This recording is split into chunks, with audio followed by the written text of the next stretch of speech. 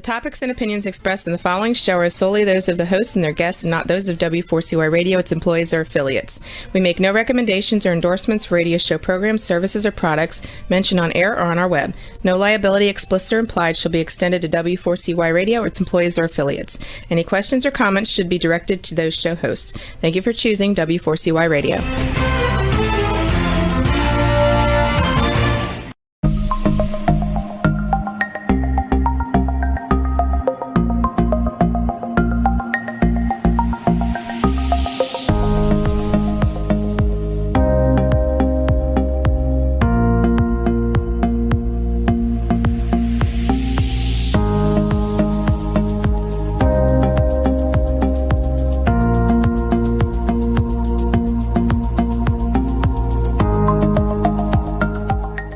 Good evening, everyone, and welcome to Triversity Talk. I am Stephen Bloomer-Teague. Good evening, everyone. I'm Wendy Stewart Kaplan, and for a change, I am actually here in Pennsylvania. This is so weird looking at myself with a different background than when I'm in New York. Oh my gosh. Exactly, and I am literally like, a quarter mile away from you in my room right now. So. And here we all are virtually to bring you a fantastic show tonight. How does it feel to be back from P-Town, Stephen? Oh, it's nice. I loved it there. I had a great time, but, it's great to be home, be in your own bed. Today I got to reopen the center, and that was nice, seeing Sherry and Els, two of our volunteers. And no, it's been good. It was great to get away. Good to be back.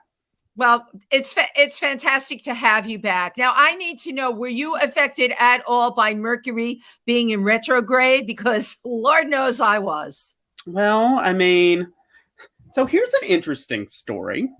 One of the women, a woman who lived next door at the house we were staying at, there were clearly some memory problems there. So she would come by almost every day, knock on the door and introduce herself and tell us who she was. And you just kind of deal with it. And she'd rile the dogs all up and, whatever. So the last day, we have the dogs in the car. We're about 5 minutes from leaving. I'm mopping the floor. They bark a little bit. She calls the cops. Oh, she called the cops on us. Has dementia, yeah. And and that's what Richard and we totally understood, but it was still like, I was like, that's our Mercury and retrograde moment. That's quite a story. I'm surprised you weren't able to get any pictures of it though, huh?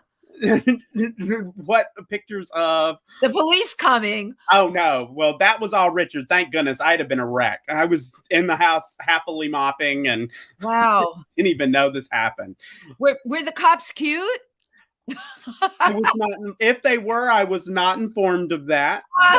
They were very understanding and they told us this happens all the time. And it does, of course. Well, I lost it when Facebook went down this week. Not that I'm like on Facebook into people's stuff or making a gazillion comments, but we use Facebook, right, as a marketing tool. It's great to market our show. It's great to market the other shows I do. And it went down last week at 10 o'clock in the morning and didn't come up till 5 o'clock.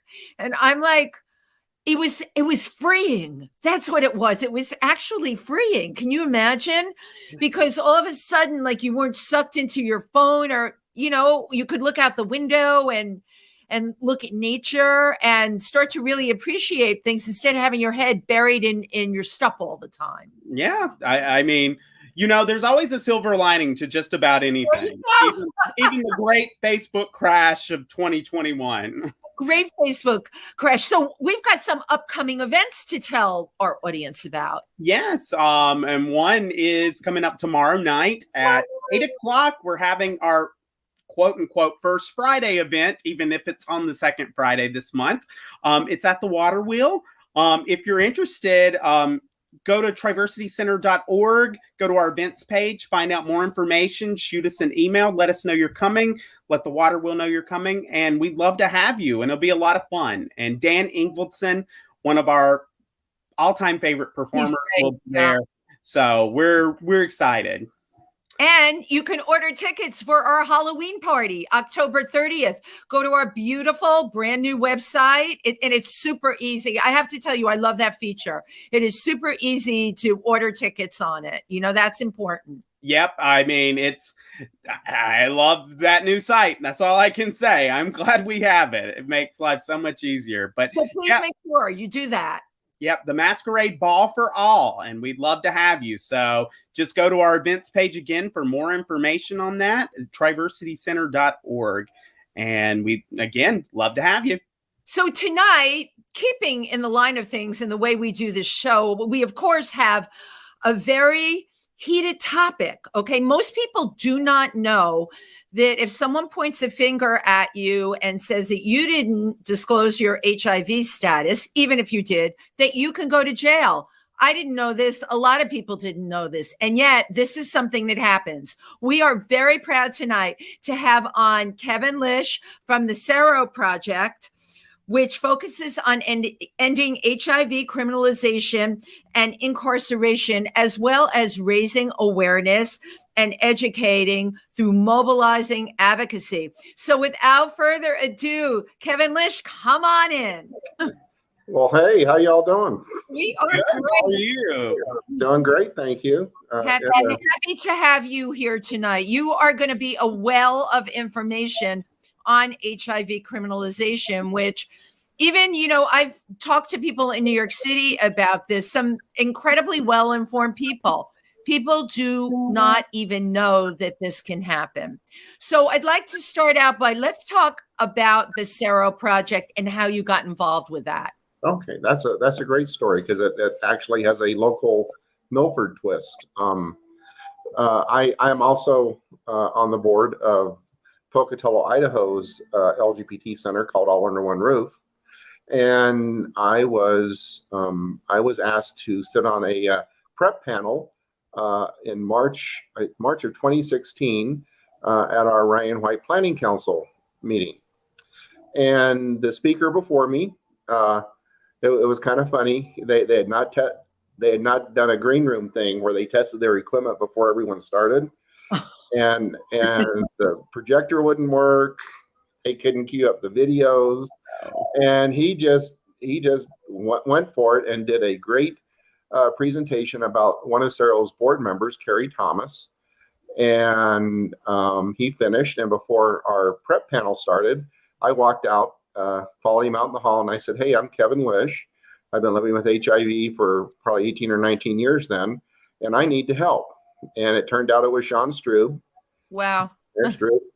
And my phone rang a couple of weeks later, and it was Cindy Stein, and they were putting together HIV is Not a Crime 2 in Huntsville, Alabama. And Cindy said, Sean told me to give you a scholarship. Will you come? And I said yes. And I was ready to leave advocacy until I went to HIV is Not a Crime, and it was really transformative for me. Great experience. I come back to Idaho. Further, I need to know, why were you ready to leave advocacy? Where were you at this point in terms of advocacy? Yeah, where we were at, you know, we had a horribly contentious fight over a non-discrimination ordinance here in Pocatello, and you know, the LGBT Center didn't even know that anyone was working on this. And one night, our phones start ringing, the board and our executive director, and the ordinance is going to be voted on at the city council. And can we come support? Get there, and of course we support it. No one had the courtesy to give us a copy of it to read, but you know, of course, something would have to be better than nothing, right? And so we supported it, and it failed. Our mayor cast the deciding vote so it failed. Came back and it passed, and then we had a group of citizens gather enough signatures to put the ordinance on a March school board election. So here in Pocatello, Idaho, the majority got to vote on whether or not the minority would have equal rights. And so The group that led the effort to keep the ordinance was mainly non-members of the LGBTQ community. And we got emails, my partner and I got an email stating that you were forming a community action board, a CAB, for this. We expect one of you to be on it, not both. There will be a 12-member CAB, and there will be no more than 3 members of the LGBTQ community. And I started, oh, wait a minute. Wow. This is our issue. What? Where's all this dictatorial Right, stuff? they're stacking everything in their favor. Yeah, and It's like throwing you a bone. yeah, and then the next thing that happened is there was two gentlemen here in town, very supportive of LGBTQ issues. They both have different ad agencies, and this group of well-meaning non-LGBTQ people brought in a political advisor from Boise, and both of these gentlemen said, "Hey, why don't you give locals a chance to work through this problem with locals?" And the lady that was leading the effort convinced the Democratic chair here in Pocatello to write a letter and tell the 2 ad people to back off, which they did. And again, I thought, wait a minute,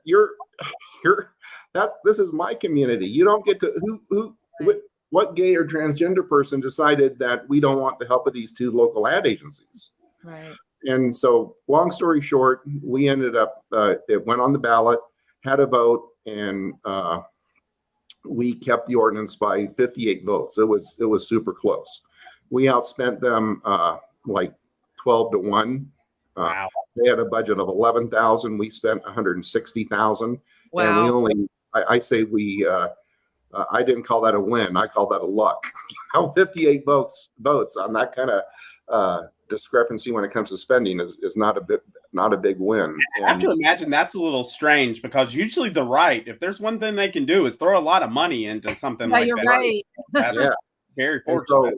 So just the way the whole thing went down, and so little involvement of the gay community. In fact, the night of the election, I suggested we have the watch party at our local gay bar, and the straight people wanted none of that. They would not. They had their own watch party in a different beer joint. They would not. The people who were so gay friendly, would not come to the local gay bar and support it and have a watch party. How long ago was that, Kevin?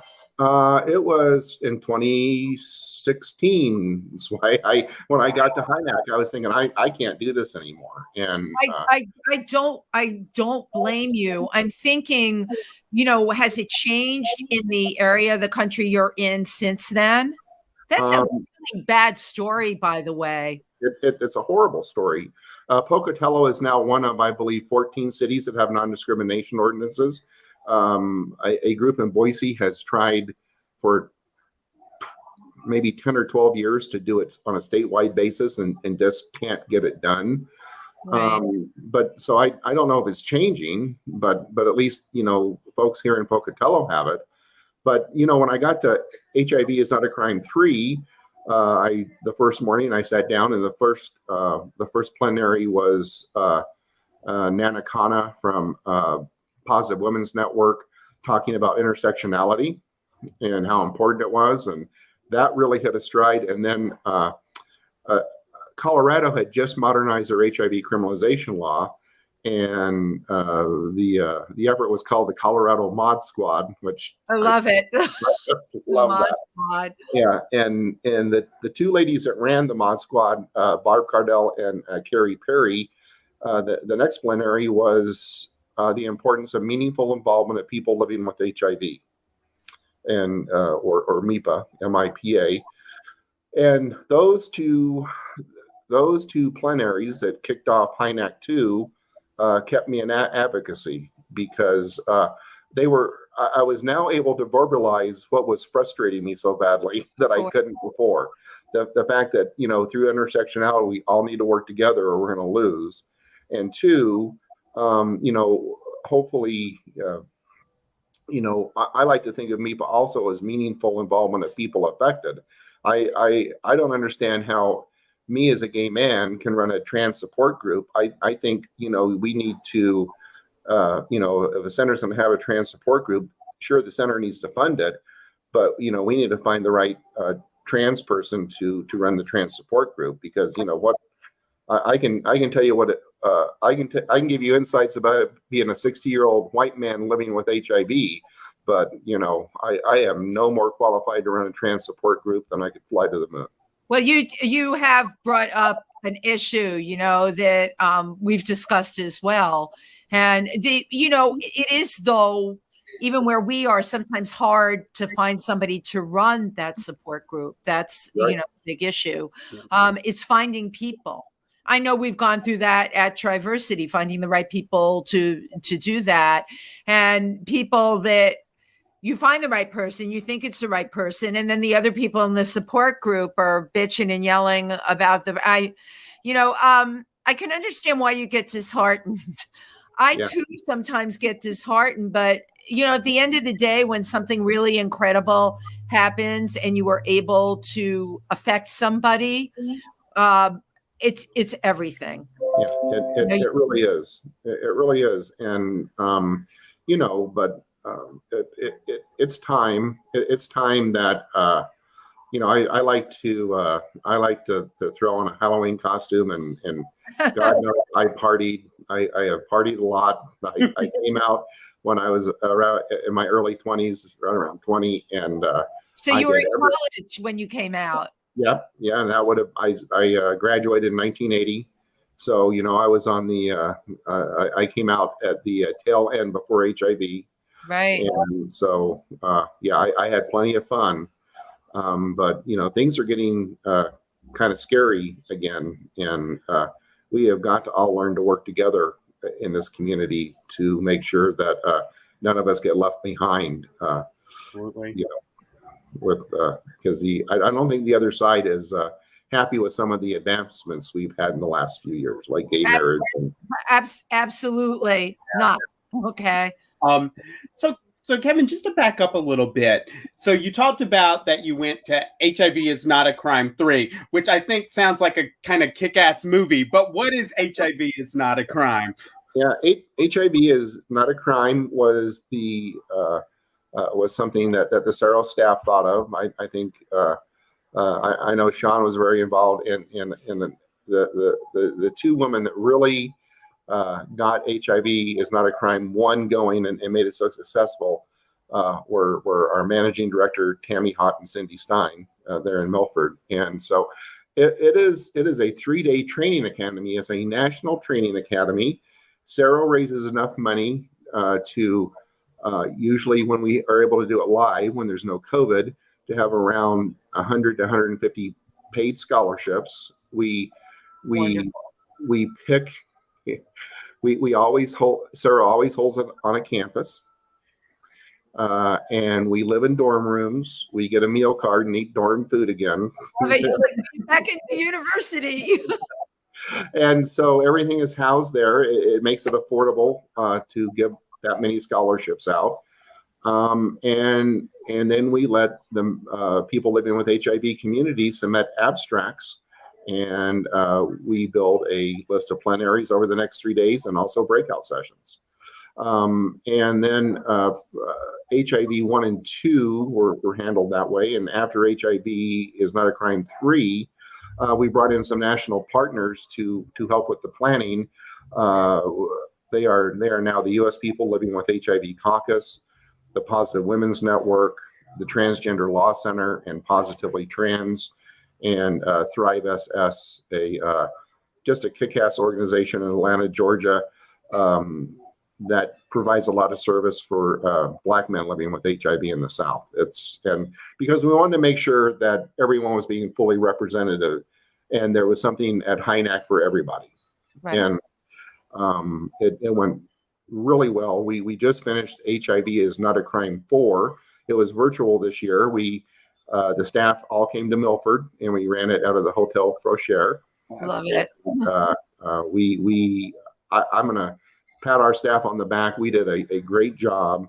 A lot of the comments from people that attended, the best virtual thing they've ever attended since COVID started. And so, again, Tammy Hott, Cindy Stein, and Camaria Laffery, were really the people that worked so hard at Sero to put it on. We supported them, and then they just, knocked a grand slam right out of the park. That's incredible. Yeah, a shout out to Cindy Stein here. Thank you for everything that you do, that you've done. She's really, really an incredible person. So while we're talking, I came up in the same time period that you did in the 80s, right? When this weird thing called grid started to affect people that I knew. And in the fashion industry, they were dropping like flies with these terrible lesions and then a horrible pneumonia. And they called it grid, right? What was it? Gay related infectious disease, I think. Yeah, gay-related infectious disease. Was it gay-related immune deficiency, or yes, yes, that's it. Yeah. And no one could really quite put a finger on it. Yeah, remember when it was poppers? It had to be poppers. Right. Yeah. Right. They were blaming. This is so funny. I had this discussion with somebody yesterday. Right. We were talking about poppers and that. So I lost 3 phone books of people. And then I got involved with Pet Owners with AIDS Resource Service. We took care of the pets of anyone that had HIV or AIDS because they were in and out of the hospital all the time because of AZT, right, which was a terrible drug. So let's fast forward to now, this generation. They're all taking PrEP, most of them. So my question to you is, where does HIV fall in this now? Well, I mean, everyone, most states and the federal government are working on an end the epidemic plans, or getting to zero plans, getting to zero new cases. And of course, PrEP is a very, very important tool in that. I think, probably there needs to be some really hard conversations with our public health professionals. Yeah. And, we need to get to a point when we can go in and talk to a doctor or a nurse or people that can prescribe medications. And it needs to get to a point where you go in, and when you have a conversation with a medical professional, in my opinion, there needs to be one question. Would you please tell me how you prefer to have sex? And there's no judgment. There's nothing stigmatizing. I don't think any of us need to be asked, do you prefer, to be safe or not safe? That builds stigma into the equation then. Mm-hmm. And after the patient tells the medical professional, what they prefer, then you should be given a list of options of how to best protect yourself. Yeah, I wholeheartedly agree. Absolutely. I mean, avoiding stigma at a doctor's office is important, generally speaking.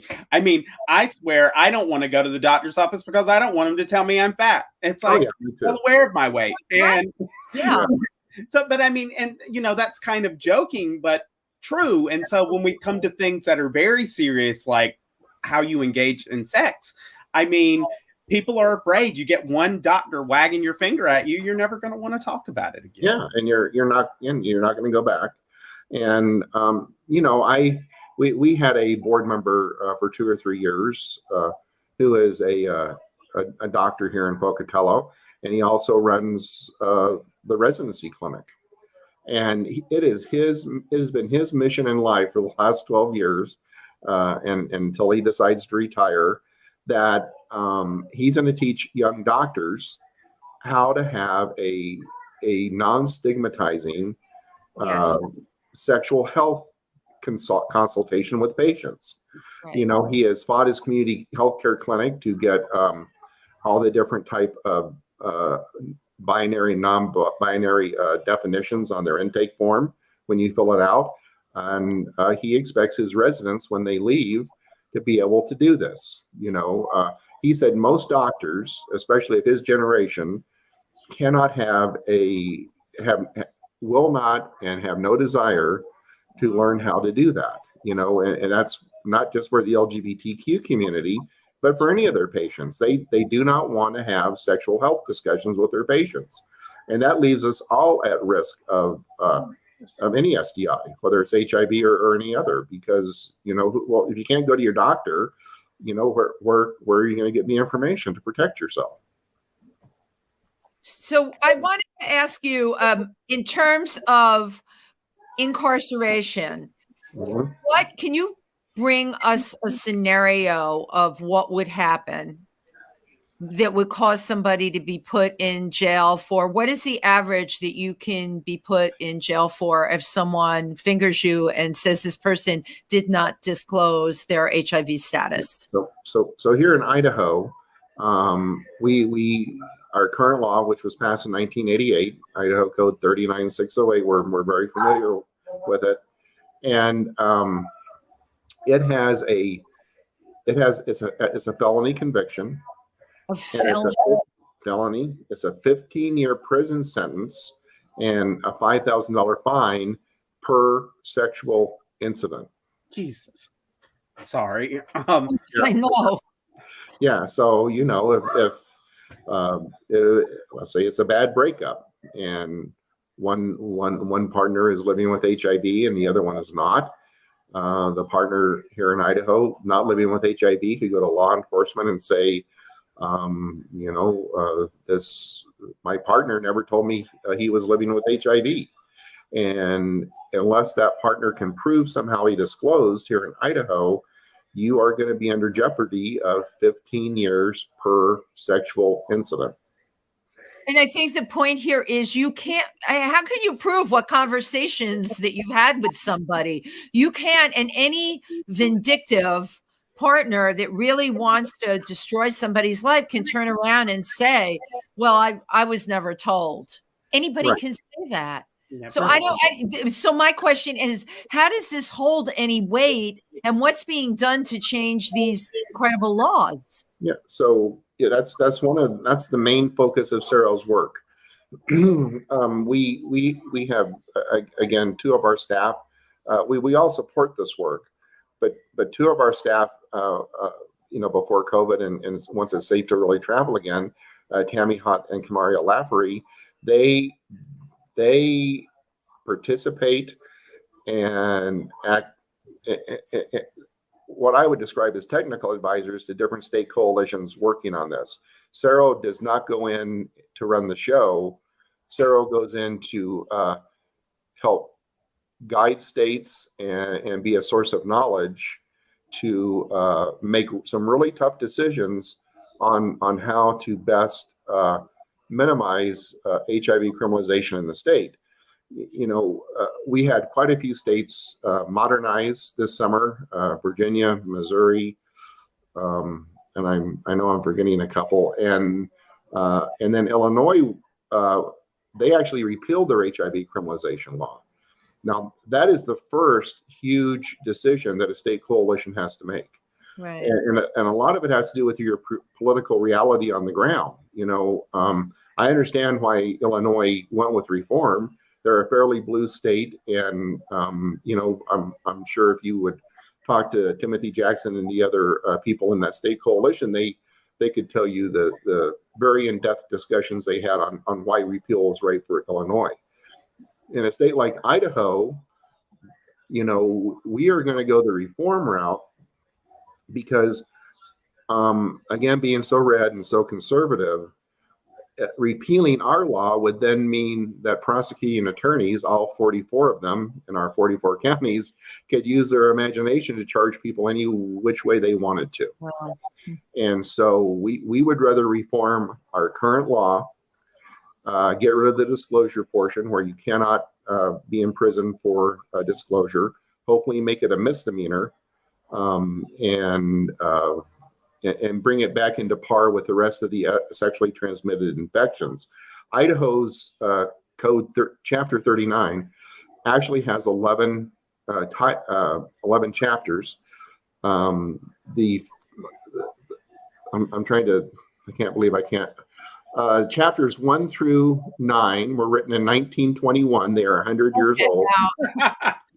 The rest were written in and passed in 1988, all around HIV. Now, most other sexually transmitted infections, if a prosecuting attorney can prove that you intentionally meant to transmit the STI to someone, it is a 180 days in a county jail. It is not a felony; it's a misdemeanor. And they had to be able to prove intent and that you actually gave the STI to somebody.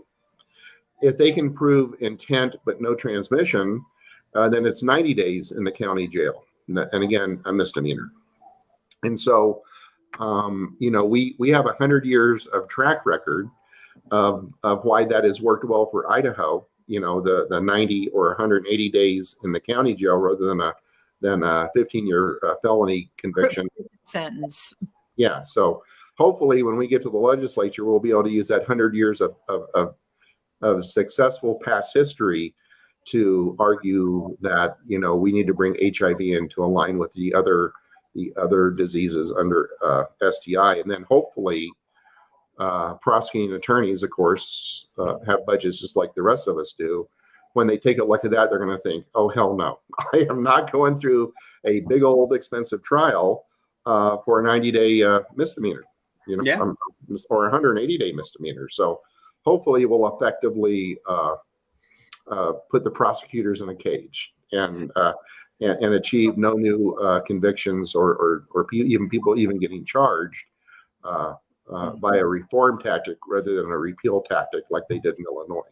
Hopefully one day Idaho will once again be the Idaho I knew as a child, where Senator Frank Church led our congressional delegation, and we will one day be able to repeal this. But until it is safe to do so and not put people living with HIV in greater jeopardy with a repeal, we're going to go with the reform. So that's the first big decision the coalition has got to make. And, and one of the great things Sero has to offer is, again, Tammy and Kamaria. Tammy led the first truly successful reform effort in Iowa in 2014 and is a wealth of knowledge. And Kamaria has been working on Florida's law. She has another, Kamaria and I tease each other all the time, who has the redder legislature to work with, Florida or Idaho. I think I win a lot, but so we have a little bit longer slough ahead of us, but we'll get there. So before we go on, I want to point out something Cindy just put in the comments, and I think this is good. So just to put out here, if you want to learn more about Sero and HIV criminalization, check out our network empowerment site, seropproject.com/network-empowerment-project, and it's right there. It's right in the comments. So just go find that. And yes, so this is important to learn more. I mean, Kevin, where did these laws come from? I mean, was this strictly alarmist? How did this all come about? From what's been explained to me, in order to get the original Ryan White bill passed, because the typical players, different names, same agenda. Same agenda. Didn't want to support the Ryan White bill, and so one of the compromises that got it passed was states have 5 years from the Ryan White legislation going into effect to pass a criminal law that would criminalize people intentionally transmitting the HIV virus to someone. Well, roll that out in a state like Idaho, and we went far above and beyond the call of duty. We went far above what the Ryan White bill said a state had to do, because then all of a sudden now we're a disclosure state, right? Or throw criminal intent out the window. I mean, it is part of the law, but most people in Idaho go to end up with prison sentences over the disclosure portion, not the intent portion. One of the organizations Sero works with closely, or has in the past, is Lambda Legal, and Lambda was tracking that. And I think there's only been 2 truly intentional, provable cases of people living with HIV intentionally transmitting the virus to someone else. In the history of HIV, this is over, 40 plus years history of the epidemic. So, but yet people are going to jail because of this. That's right.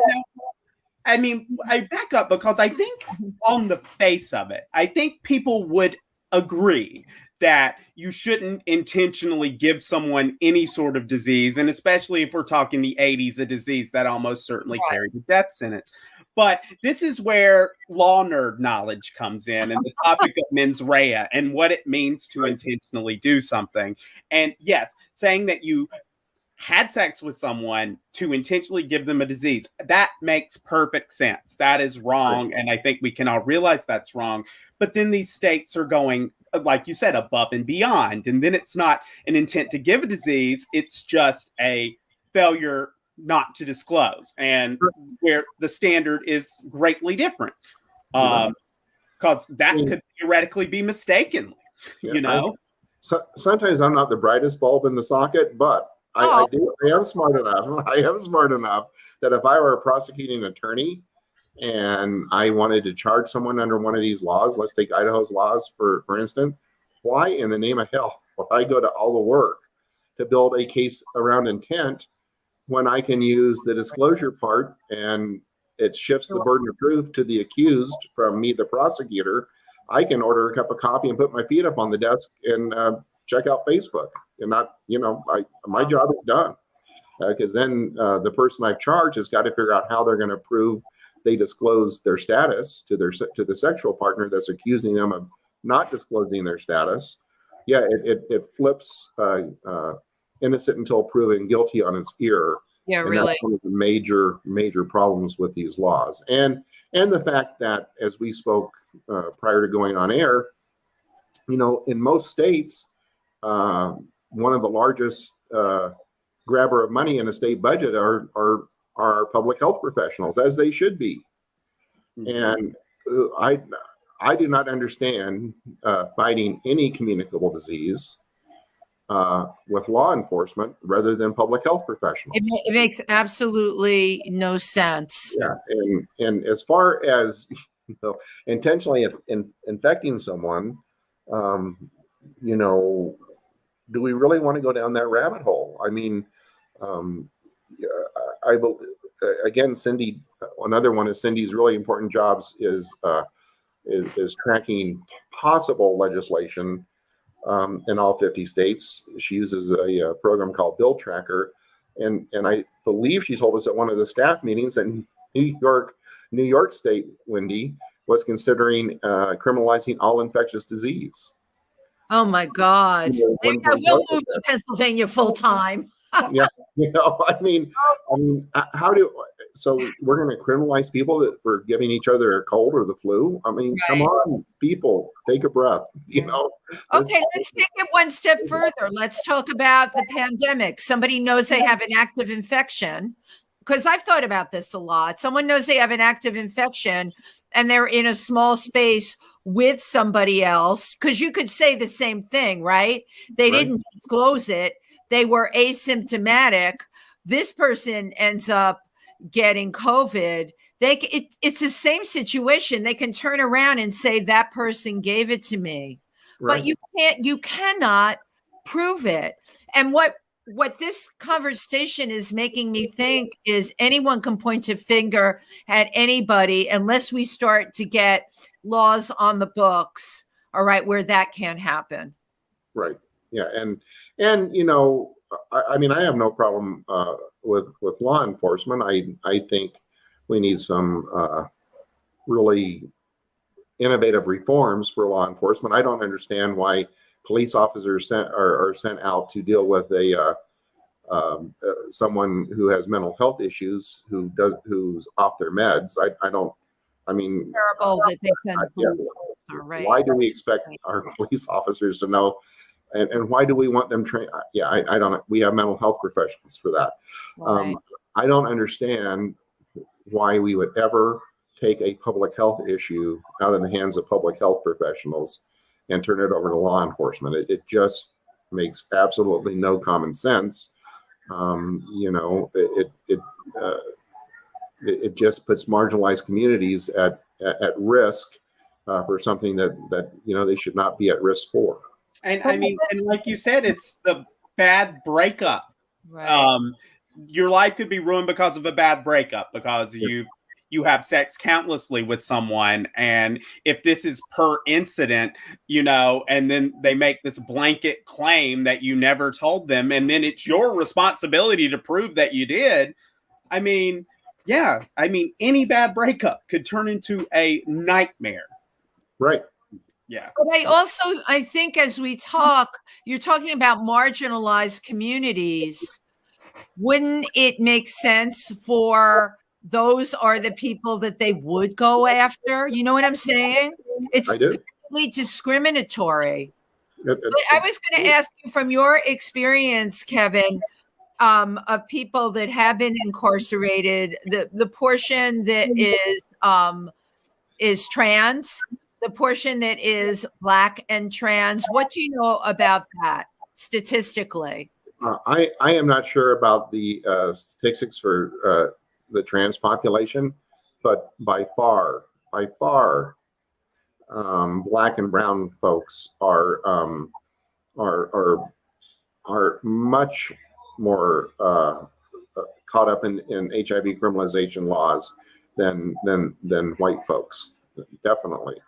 Part of our process here in Idaho is when we got our legislation written, we were invited to go word by word through it with the head epidemiologist for the Department of Health and Welfare. And Dr. Hahn is wonderful. She supports this. She supports it the way a public health official can.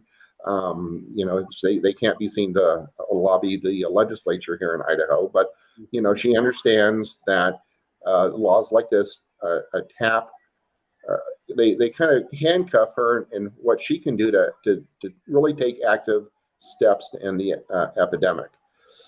And and she pulled me aside one time. She said, I don't have anything to back this up, but I think if we did the work and we looked at who had been incarcerated here in Idaho and who hadn't, it would be mainly Black and brown people. Now, that may not surprise people, but look at the typical demographics of any city in Idaho. There aren't a lot of Black and brown folks here. We are a hugely majority white state, and so they're on the East Coast. I'm originally from Virginia. But in Idaho, where we don't have the demographic numbers the East Coast or California has, they're even targeted in states like Idaho. And they're of course it's affecting marginalized communities more. It affects people that do sex work more. A lot of states have penalty enhancements on folks that do sex work. And so again, marginalized communities are experiencing the brunt of this. And and I happen to think that includes members of the LGBTQ community, because I didn't grow up with Will and Grace to watch out. I think, and I'm not trying to say that my generation had it tougher than generations today, but it is a lot more accepting today. I mean, my partner and I have been watching All in the Family again, and I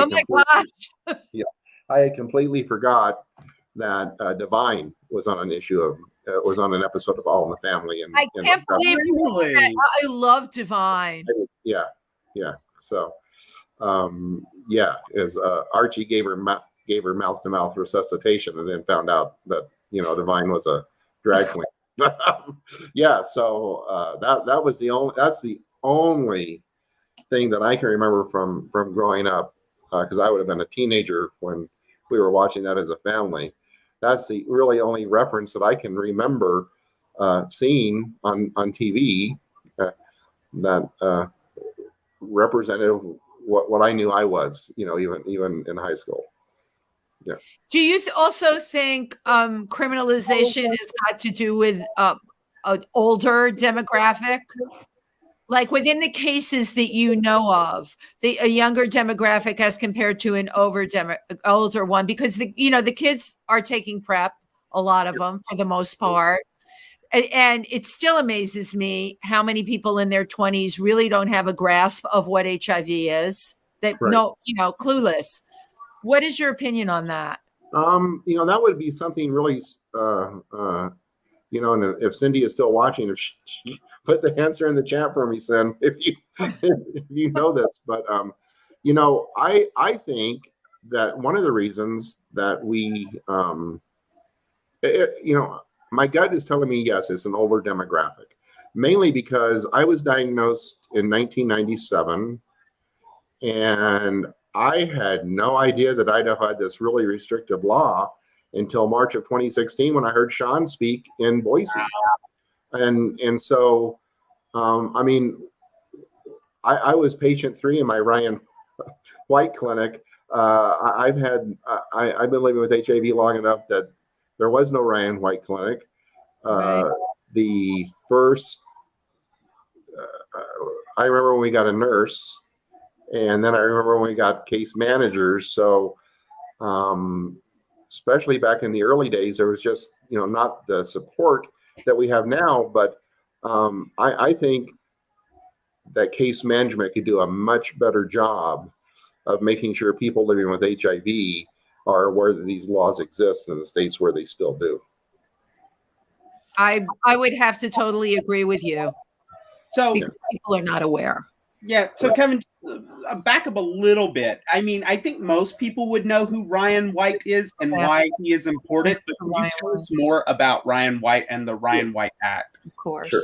Yeah. So Ryan White was a young hemophiliac that got HIV from a blood transfusion. And, he got it in the early days of the epidemic. So, he ended up passing away. But not before people like Elton John and Elizabeth Taylor, started lending their names to people living with HIV and in our cause to help us. And so after he had passed away, when the legislation to fund the HIV epidemic made it through the Senate and the House in Washington, it was named after Ryan White as a way to memorialize, what he went through. And so the Ryan White bill has provided the majority of the funding to treat the epidemic. I would assume in a state like Pennsylvania, you have all 4 parts of the Ryan White bill, A, B, C, and D. You have to have a certain amount of population to have an A program. Idaho doesn't. We have B and C. And, they're different level of benefits, but it is what has paid money to keep people like me alive, to make sure we have the health care we need, the cocktail medications we need, because, before the Affordable Care Act, if you didn't have insurance prior to diagnosis, you were in a world of hurt because, between pre-existing condition and underwriting, you weren't buying health insurance after being diagnosed as a person living with HIV. Well, Kevin, thank you again, and thank you for everyone who's watching. Cindy just said, "That's our Kevin." That's our Kevin. We love him. and we love you, our audience, and we are grateful to have you watch. And we will see you next week. Next week, Kevin, hang out for 1 minute after we end. I'd like to take a group picture. Okay, great. Okay, good night, everybody.